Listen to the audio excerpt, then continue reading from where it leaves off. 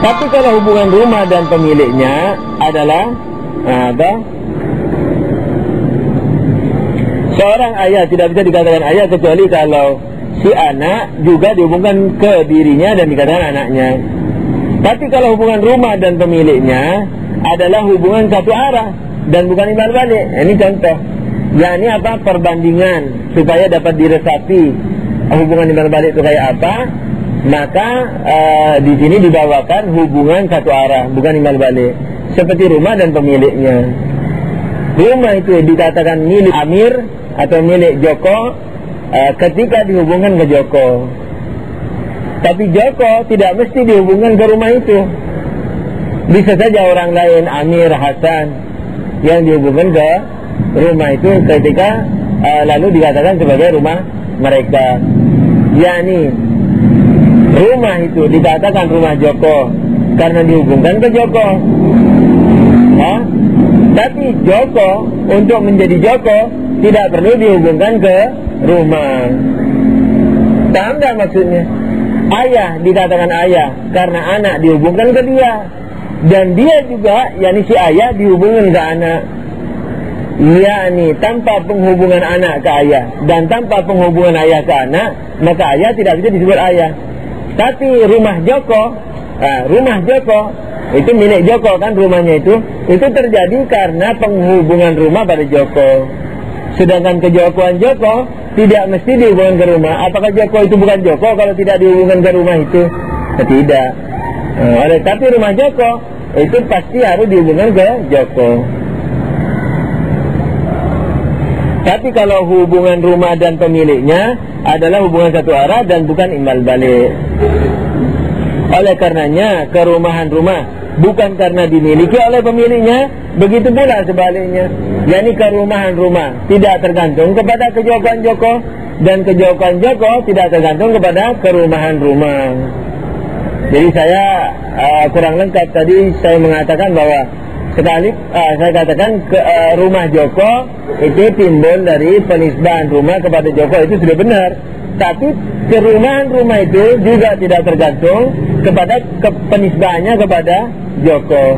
Jadi kalau rumah itu dinisbahkan ke Amir, ketika dibeli Amir, maka rumah itu tidak bergoyang dari tempatnya, dia tetap sebagai rumah. Apakah rumah itu tidak jadi rumah kalau dibeli orang lain? Tetap rumah, begitu. Jadi hubungannya tidak mengikat. Oleh karenanya kerumahan rumah bukan karena dimiliki oleh pemiliknya, begitu sebaliknya. Contoh pertama dan kedua di atas disebut hubungan tidak sederajat, dan contoh ketiganya disebut hubungan sederajat. Mana hubungan contoh pertama dan kedua di atas? Ayah dan anak, kakak dan adik. Ayah dan anak, kakak dan adik, itu dua contoh pertama. Itu disebut apa? Hubungan tidak sederajat. Karena kakak di atas adik, adik di bawah kakak, ayah di atas anak, anak di bawah ayah. Tapi antara saudara, saudara itu kan kakak beradik, biar kakak beradik. Tapi kalau dilihat dari persaudaraan, maka sejajar. Kakaknya saudara adiknya, adiknya saudara kakaknya. Dilihat dari kacamata saudara, tidak ada yang berhutang budi, tidak ada yang lebih tua. Nah begitu. Jadi saudara, dilihat dari kacamata saudara, tidak ada yang mengungguli. Tapi dilihat dari kakak, ya kakaknya mengungguli adiknya. Oleh karena kok umum lagi. Dua contoh pertama hubungan tidak sederajat, dan contoh ketiganya disebut dengan hubungan sederajat. Ada pertanyaan? Yo. Oke. Antara Tuhan dengan hamba. Nah, Tuhan dengan hamba bisa nggak dilihat dari hubungan? Apakah ketuhanan Tuhan tergantung kehambaan hamba, atau kehambaan hamba tergantung kepada ketuhanan Tuhan? Ayo dong yang cerdas. Apakah Tuhan itu tidak bisa dikata Tuhan kecuali kalau ada hamba, dan hamba itu tidak dikata hamba kecuali ada Tuhan? Ya? Hubungan satu arah. Tapi kalau misalnya Khalik dan makhluk, bukan Tuhan dan hamba, Sebab pengertian Tuhan lain, hamba sendiri. Sekarang khalik dan makhluk. Khalik yakni pencipta, makhluk yakni yang dicipta. Apa hubungannya ini? Umpamanya ibal balik. Khalik tidak dikata khalik kecuali ada makhluk. Makhluk tidak dikata makhluk kecuali ada khalik. Begitu, pandai-pandai ini.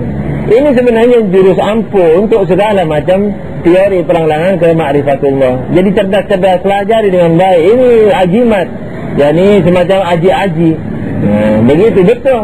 Saya di sana itu belasan tahun, sungguh susah sekali belajar filsafat. Tidak mudah. Dari kitab pendek, kitab yang ringkas sekali, masuk ke yang agak ringkas, masuk ke agak rinci. Kalau ada waktu sebenarnya masuk kepada yang rinci, masuk kepada super rinci. Begitu.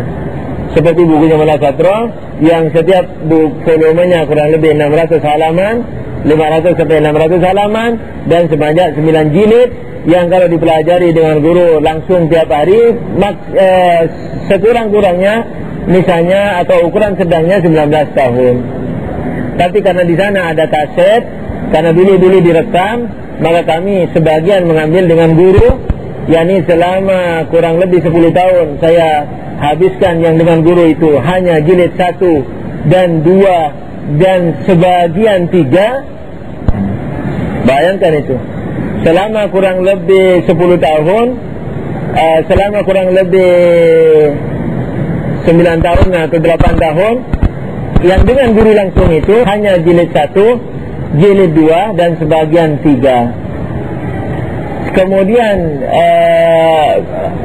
jilid 6, 7, 8, 9 dengan kaset, alhamdulillah diselesaikan dalam waktu 2 tahun saja. Bayangkan.